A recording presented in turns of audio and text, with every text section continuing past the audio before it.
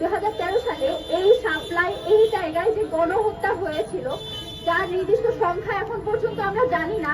এক এক সময় এক একজনের তরফ থেকে আমরা এক এক ধরনের সংখ্যা শুনতে পাই। সেই সময় আমরা শুনেছিলাম হেফাজতের তরফে যে 2500 থেকে 3000 পর্যন্ত মানুষ শহীদ হয়েছে। পরবর্তীতে সেটা আমরা শুনেছি কখনো 63 জন, এখন শুনছি 93 জন। যার বাস্তবিক সংখ্যা কত সেটা আমরা এখনো জানি না। সে বাস্তবিক সংখ্যাটা প্রকাশ করার জন্য এবং শাপলার বিচারের দাবিতে, এই গণহত্যার বিচারের দাবিতে আজকে আমরা এখানে সমবেত হয়েছি।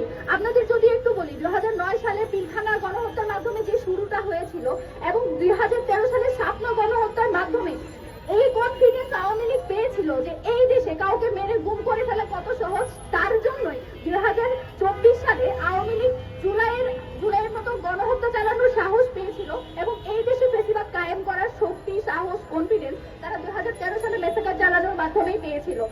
আমাদের 2024 সালের যে আকাঙ্ক্ষা ছিল যে জুলাই পরবর্তী বাংলাদেশ, যেখানে আমরা একটা নতুন দেশের স্বপ্ন দেখি, যেখানে আমরা ইনসাফের একটা বাংলাদেশ প্রতিষ্ঠার স্বপ্ন দেখি, সেখানে খুব দুঃখের সাথে আমাদের বলতে হয় যে এখনো পর্যন্ত আমরা পিলখানা জুলাই তার কোনো বিচারিক কার্যক্রম শুরু হওয়া তো দূরে থাক, তার জন্য কি ধরনের কোনো ইনিশিয়েটিভ নেওয়া হচ্ছে কিনা সেটাও আমরা কোনো আপডেট পাই না, কোনো নিউজ পাই না, কোনো ইনফরমেশনের আমাদের কোনো অ্যাক্সেস নাই।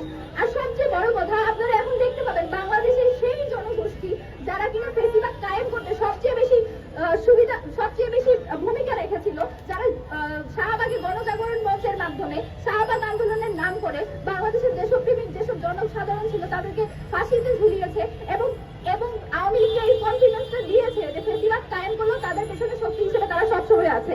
এবং জুলাই পরবর্তী বাংলাদেশে খুবই দুঃখের সাথে আমরা বলি, আজকেও আমরা দেখতে পাই যে তারা এই নেগেটিভ প্রতিষ্ঠা করতে চায় যে 2013 সালে শাপলায় কোনো গণহত্যা হয় নাই, বরং হেফাজত শাপলায় তাণ্ডব চালিয়েছে। আপনাদের কাছে আমি প্রশ্ন করতে চাই, বাংলাদেশের কোন আইনে গাছ কাটা, যেই দোকান ভাঙচুর করা কিংবা অন্য যে কোনো ধরনের মেসাকার করার জন্য কোথায় তাকে গুলি করে নির্বিচারে হত্যা করা যায় আছে কোন আইনে? যে সকল কথা তারা বলে, আপনাদের যদি আজকে বাংলাদেশ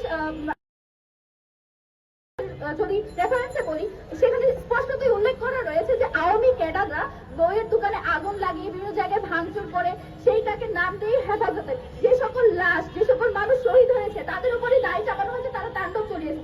যদি তারা তাণ্ডব চালিয়েও থাকে, যদি তারা গাছ কেটেও থাকে, যদি তারা দোকান ভেঙেও থাকে, সেটার জন্য বাংলাদেশের আইন আছে, আদালত আছে, সেখানে বিচার হবে। বিচার না করে তাদেরকে যে হত্যার যে জাস্টিফিকেশন দেয়, আজকের দিনে এসে দাঁড়িয়েও যারা বলে যে হেফাজতের তাণ্ডব এসে থেকেছে, তারপরেও আমরা আশা রাখি, যেহেতু এখনো পর্যন্ত বাংলাদেশের জুলাই জনতা এখনো ঘরে ফিরে যায় নাই, আমাদের দাবি এবং আমাদের প্রত্যাশা যে আমরা জুলাই, শাপলা এবং পিলখানার বিচার নিশ্চিত করে ঘরে ফিরবো। তার জন্য যদি আমাদের আরো একবার জুলাইয়ের মতো মাঠে নামতে হয়, আমরা তার জন্য প্রস্তুত আছি। ধন্যবাদ।